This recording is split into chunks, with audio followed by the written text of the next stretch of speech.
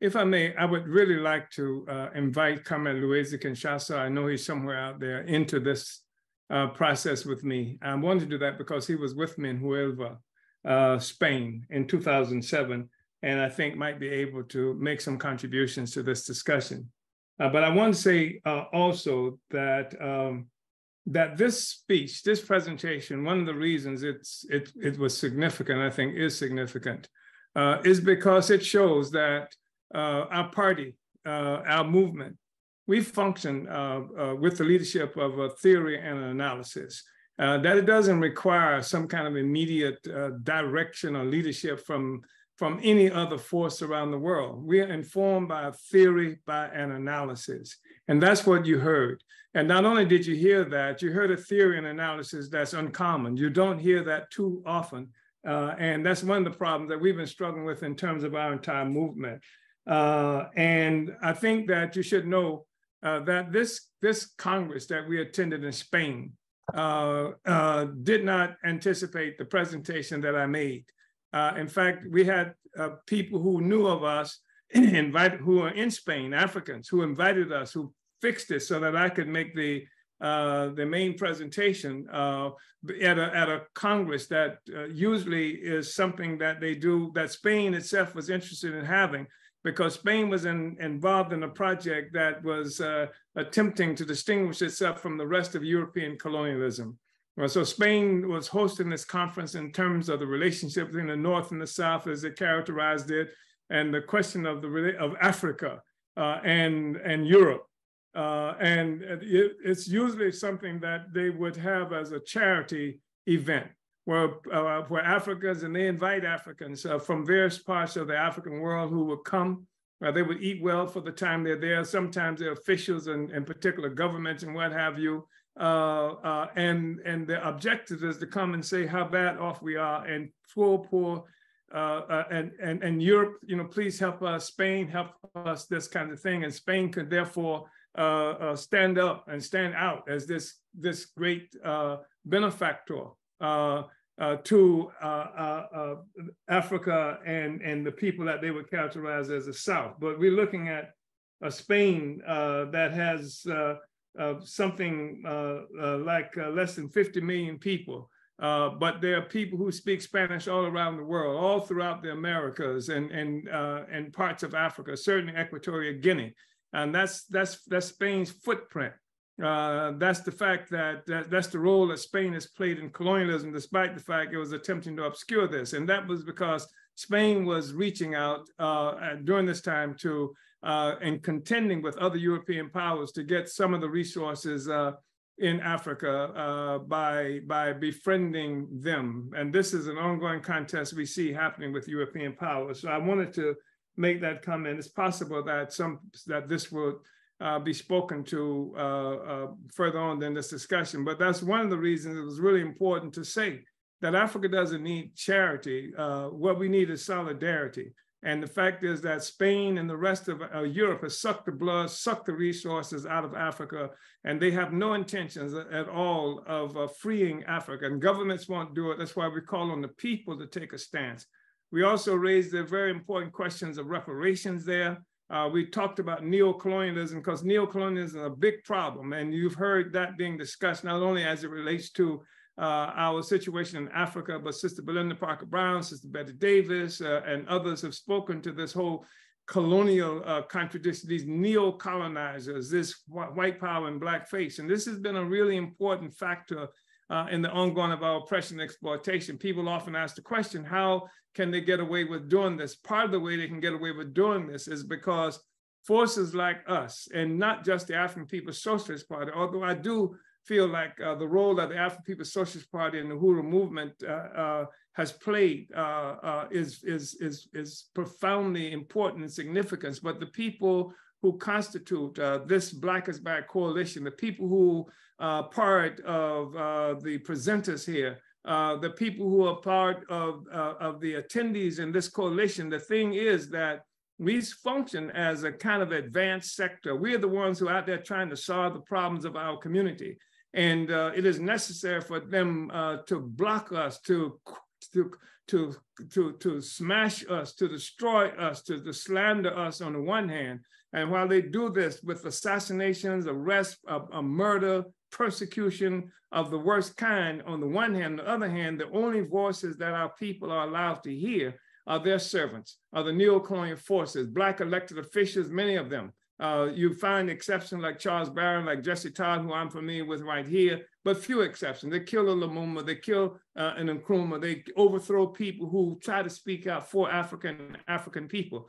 So the only ones that anybody around the world get to hear are the Obamas or the other persons who we are familiar with who actually betray our community and come out and say the worst kinds of things, who actually call for the state to intervene in our lives, who actually talk about some kind of Russian malign influence and and call on the U.S. government to attack Black people in Africa and in the Americas and other places, what they call the diaspora, who are influenced by Russia, who don't accept the narrative, the norm. What has happened is that the Mandelas, the Obamas, the other neo-colonial forces have been allowed to have been put forth as what is normal, what is correct, what is appropriate, what is proper. And anything that breaks from that is abnormal and improper. And the only voices that people can hear, including masses of African people who are confused because it appears that Black people are saying these things. Africans are saying these things that work against the interests of Africans, and they do everything to crush any explanation that might be coming from Belinda Parker Brown, that might be coming from Youssef, that might be coming from those of us who are trying to represent the interests of African people. So this is what causes a lot of confusion, and this is what prevents a lot of African people. Somebody say, well, why don't Black people just break free of this? Well, I'm so tired of Black people just going along with this. Well, we haven't just gone along with it. They kill, they arrest, they murder, and they scare the hell out of people so that if you say something that the Americans don't want you to say, that the British don't want you to say, that the French don't want you to say, they'll come to your house at 5 o'clock in the morning with grenades and tanks and things like this.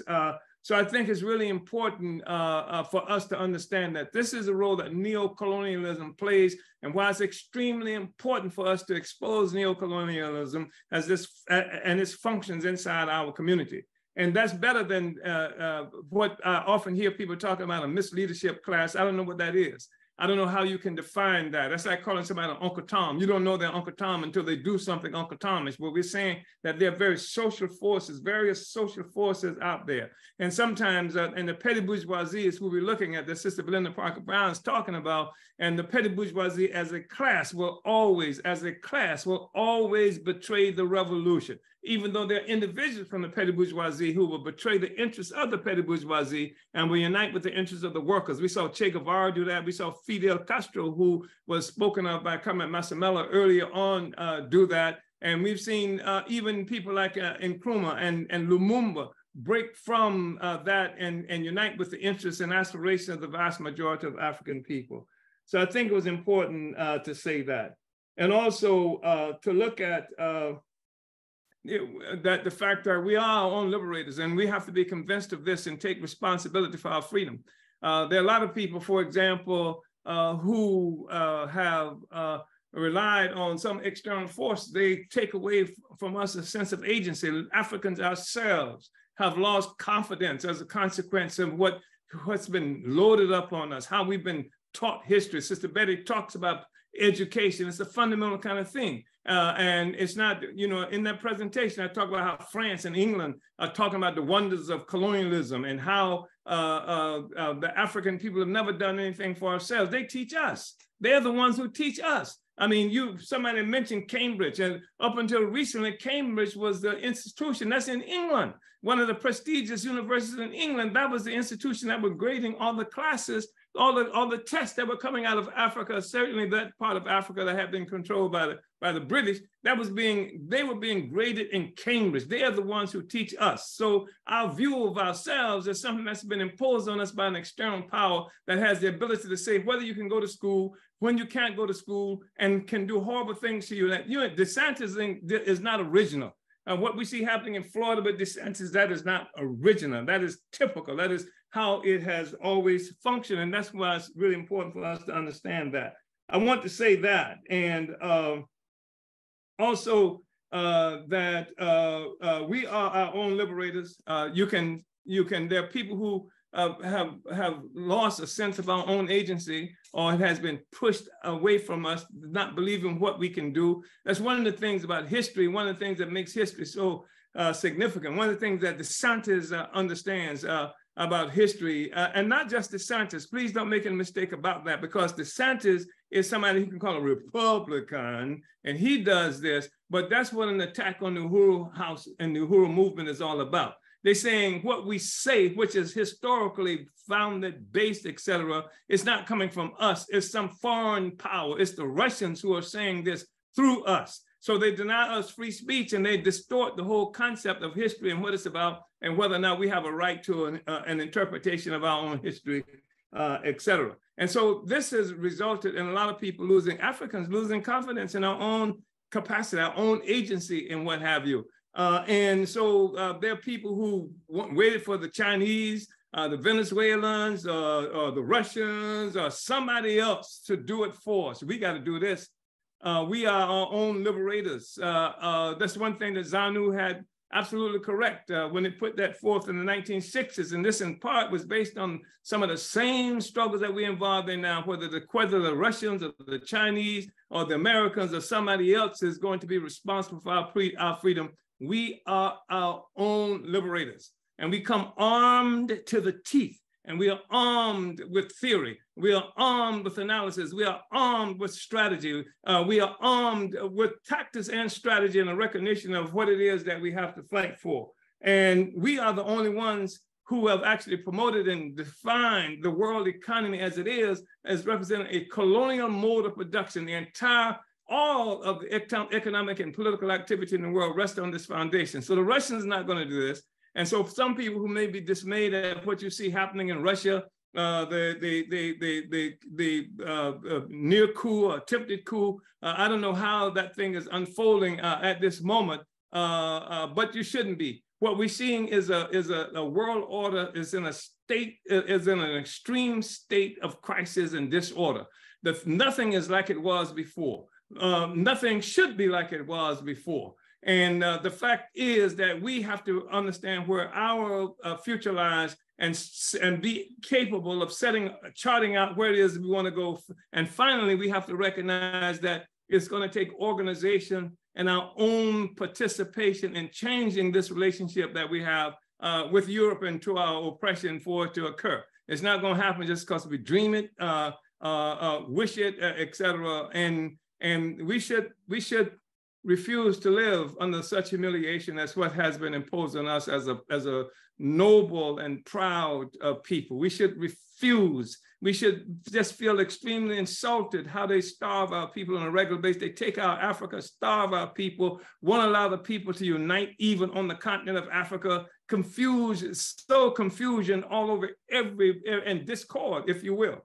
So that's what our movement has to be about, challenging. That's what the Black is Back Coalition is about, challenging. That's what the African People's Socialist Party and African Socialist International is about, challenging. So maybe, Comrade, if I may, Comrade Vice Chair, as I mentioned, Comrade Luwezi was with me in Huelva. And it was a really important kind of a Congress, an event there. And it's really significant that they even invited us to participate in this. And it's telling too, because I was in the United States and they asked me to come to speak about the relationship of Africa and Europe and the whole question of the contest between the North and the South. And they didn't characterize the contest. They saw it as something that we had to get the so-called North and Europe to be more charitable toward Black people, et cetera. But they didn't want to recognize that there's this profound contradiction of blood-sucking that's involved in this.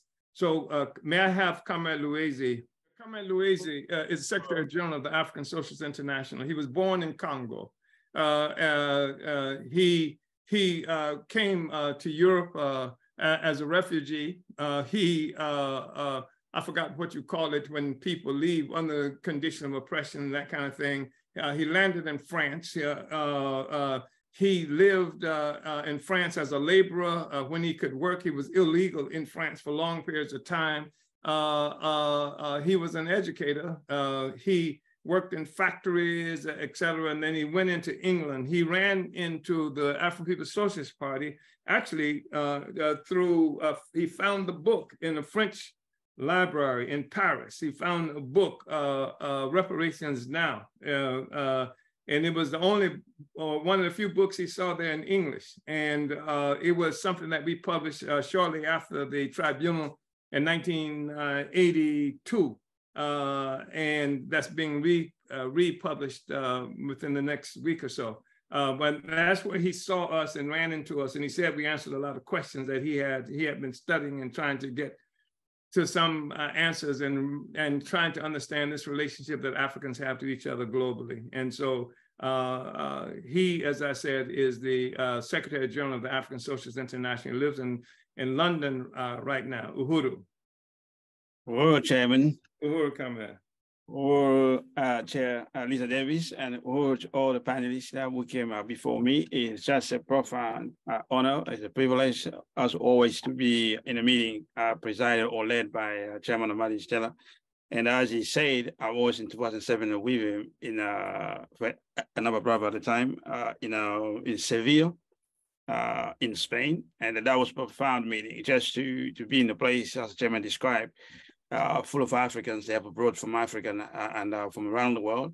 And he spoke in a packed auditorium with all dignitaries, which includes ministers from Africa, one from Rwanda, one from Mali. I think there was also the former Spanish director for UNESCO. I just don't remember his name, but you had all these scholars, leaders of the University of Spain. They were present, African professors, Spanish professors, they were present. So that in itself was a phenomenon, because they came to listen to the leadership of the African Revolution, to the voice of African working class. So you have all these representatives of the bourgeoisie, of the petit bourgeoisie, the cream of that. They're all packed the auditorium to listen to the representative for the African working class for the African Revolution. That was just mind-blowing. And for me, sitting down in the auditorium, so I was just static, just listening, listening what the chairman said. And everything the chairman said, as everybody has been saying here, chairman always says something like that. It's not new. If anyone will listen to the chairman's presentation, they will know it will talk about all those things you heard today. So it was a classical speech. I would recommend. I think we should do our best to promote this speech because it's more even complete than this presentation did in Oxford, because here Chairman had the whole platform.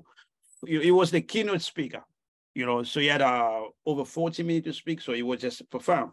And one reason it was profound, the first point I want us to talk about is the role of intellectual, not just African intellectual, but intellectual in general. And it's clear that first, talk about the Africans, that the African intellectual, the chairman redefined that in their presence, is someone who fight for the liberation and unification of the Black nation. You can't be just an intellectual in general. Intellectual must be born of our struggle for freedom. You must be part of the struggle of freedom. Otherwise, you are not a Black intellectual. You are a neo-colonial intellectual, the petit bourgeoisie intellectual, solving the problems of the colonizers. That's the problem we have. We have so many so-called educated or intellectuals, but solving the problems of the colonizers and also their own problems, personal, family, whatever that is, but they do so in the process of solving primarily the problems of colonizers. You can solve your family problems in the process of solving the problems of the Black Revolution, which means you and your family, you're all part of the same destiny. You're not doing anything against the Black Revolution. But when you solve the problems of colonizers first, then definitely everything you do is against the freedom and future of the Black nation. And that's what we saw. So they surrendered their national obligations. They can't carry out the national obligations. What they carry out first is the colonizers' national obligation. That's what you're seeing. Congo, South Africa, and the US, and Europe, wherever you go, that's what you see. That's why you can't see independence of Black organization for African self-determination in Europe, because they have surrendered to carry out their national obligations. And this presentation also is goes to the heart of the slogan, drop the charge against the who free, because you cannot have freedoms, you cannot have basically democratic society, you cannot have a debate like the one the chairman initiated in that conference without free speech. So if you're in defense of free speech, then you have to defend, drop the charge against rule free. And I think we will need definitely to revisit Spain, possibly also Oxford, because the chairman made the slogan quite clear in his presentation. We want solidarity, not charity. So they have to stand for the defense of free speech. They have to stand for the fact that the chairman spoke at the auditoriums, and now the United States has moved against us, and I think they all have solidarity, these two places. And Seville, of course, is important also. That's where Christopher Columbus departed in the assault in the Americas. So it was like, there's expression chairman uses for Berlin, Germany, going back to the scene of the crime. So going to Seville, it's also going back where the crime started, because the chairman explained clearly how the wealth of Europe came from, how Europe was transformed. And Seville played a key role, because that's where they put the resource together to launch an attack on the Americas and on the indigenous people, and then, to start the whole thing by capturing Africans. So that was also something very profound. And the presentation the chairman made there is also a clear contribution to the development of science for liberation, for not just for Black people, but anyone who is honest enough. We want a new world order, because during that time, we didn't hear a lot about multipolar world or things like that. But the chairman was calling for a new world. He's saying, if you're fed up, you must be enraged to live in a world split between rich and poor nations. And, that call was made there. That went before we hear anything about multipolar, world. So I think that presentation is relevant when it was, the time the chairman made it, as is relevant today. And it helps, definitely. There is no doubt that what we call the academia today, being in Spain, being in England, or anywhere, or even in the United States, like South Florida University have done. So what we saw there were basically what you consider basically as the vanguard presentation, opening new ground that we need definitely to continue in pushing for those places to open even more.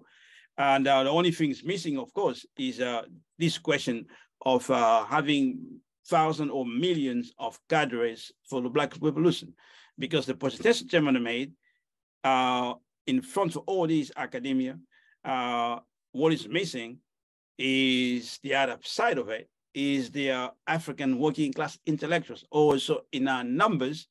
And this is something that this meeting is a part of contributing, because for us to go forward, we need definitely to solve the question of having African working class intellectuals every day. Because if we do not have the model the chairman lay out in his presentation, what it means to be an intellectual, then the question of having the African working class intellectual may be like an abstract question, but it's not an abstract question. It's a practical question that we need to solve in the process of taking advantage of this crisis. You heard in that presentation, the chairman mentioned the question of dollar, just like the world of multipolar world. Chairman mentioned the crisis of the dollar. Then that was 2007. And today it's like he was talking to the crisis of dollar today, but that was 2007. And we've been grappling for these questions for sometimes now. Now we're just in a better place where the crisis is severe, is more obvious to everyone. And I also want to say the whole presentation is basically talks to the rise of the African internationalism, because sometimes you see things at a particular point in history, you think the process starts there, but the process starts well before the rise of the chairman, the rise of the African People's Society Party, the rise of African internationalism is ongoing process, going by bounds and leaps. Drop the charge against Uhuru is just another process of that rise. And that's why at one point, if we do our work, we should anticipate a qualitative leap, which will manifest itself in a different way. One way could be a massive rise of Black working class intellectuals, which will make such profound difference, which means we'll be able to be everywhere on the planet where our people need us to be, in the poorest townships, in poorest cities, wherever we are located. And this will basically, we should be anticipating. And of course, enjoy that presentation also because it was the decline. This is not a statement against Marx, but a decline of Marxists, because they didn't invite the leadership of Marxists, whoever, because most of them, they disappeared. They burned the books or sold the books, and since the collapse of the Soviet Union in 1991. But if you're looking for a revolutionary theorization, if you're looking for a vanguard, you come to Chairman Omali Yeshitela. So that was definitely a decline for the Marxists. He just confirmed that even twice with the Oxford presentation. And the last thing, basically, I just want to say, which is being talked about, but a lot of people here, is the question of parasitism, which is the essence of everything African internationalism is fighting against, is the question of parasitism. And Africans have to understand it in a better way, because there is nothing that exists in this colonial economy without sucking the blood of Africans, without sucking the resource of Africans. Nothing. You look at a car, you look at an airplane, you look at a mobile phone, you look at everything you look at the banking system, everything has the blood and the resources of African people. And here we are living as the poorest people on the planet. And this is not acceptable. And that's why we're making a call to everyone who's listening to this webinar to join the campaign, drop the charge against the whole fray. And we have to defend the free speech, and we have to defend the leadership of the vanguard of African revolution. So I just want to thank you, Chairman, and also the Chair, Lisa Davis, for giving me the opportunity to participate in this conference. I think that it's going to be important to go into the discussion, but this issue of free speech is a very important issue. It represents a certain kind of contradiction for the colonizers. I was reading not too long ago a book that was written on British imperialism and how the British had this real problem from the very beginning of promoting what they characterize as freedom and democracy all around the world. And these writers, philosophers, and England was writing all these wonderful tomes about freedom and free speech and democracy on the one hand. And then they found themselves with the problem of how they can talk about freedom and democracy in England, yet they were butchering and killing, murdering African people in various places on the continent, from Nigeria, in various places, like in the Americas, where they still held indirect power, like Jamaica and all these other places. And so there was no freedom, no democracy. So this has always been a problem for them. And so what they did was it became a kind of a legal exceptionalism that they built, that democracy and democratic rights and stuff were good for Europe. and for the British. And by the way, I mentioned British because England at one time controlled a quarter of the world's population and a quarter of the world's territory, and it became extraordinarily influential in terms of its ideas and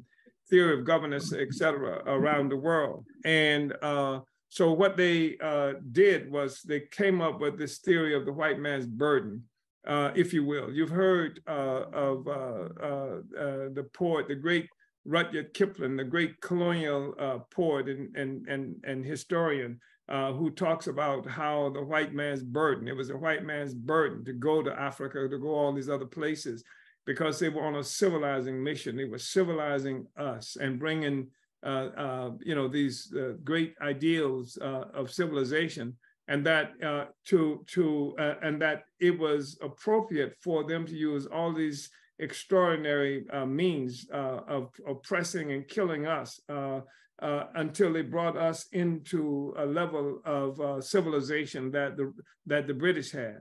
And this is how they did it. And up until even the time when Garvey and others were trying to get into the United Nations in 1919, and the League of Nations at this time, they had this position of self-determination, but only for civilized countries. So countries that were trying to be self-determining according to the rules that have been presented by the European powers at the League of Nations had to prove, among other things, that they were civilized.